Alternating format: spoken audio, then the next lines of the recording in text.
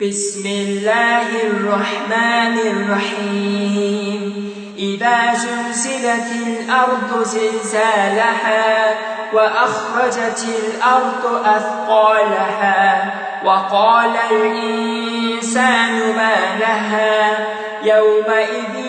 تحدث أخبارها بأن ربك أوحى لها يومئذ يصدر الناس أشتاتا ليروا أعمالهم فمن يعمل مثقال ذرة خيرا يره ومن يعمل مثقال ذرة شرا يره.